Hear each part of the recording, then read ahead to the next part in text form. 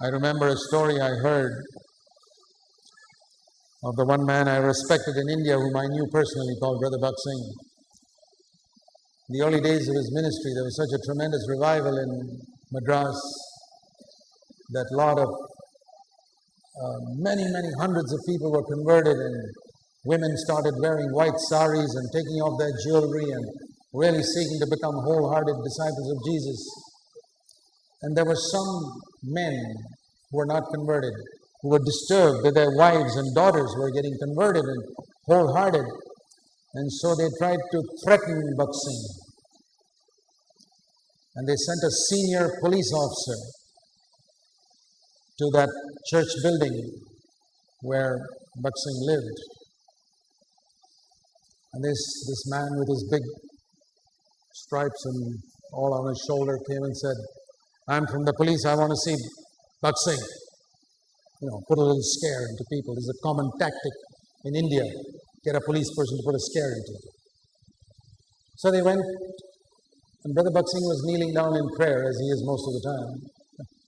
And they whispered in his ear that the police officer, senior police officer, has come to see you.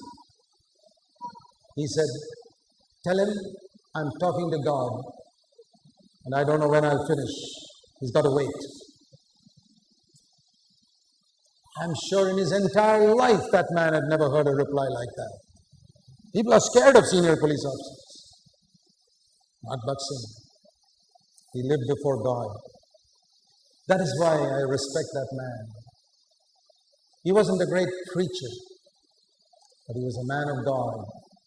And I'm so thankful that he laid his hands on me when I was 2 months old, 2 months, and prayed for me that I would grow up to be a servant of God. And reconnected with him when I was 23, and I learned so much from that man.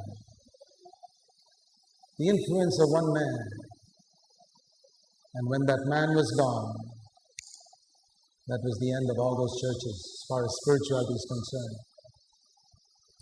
That's what you can be in your generation. It says David served his generation in the will of God, and he slept.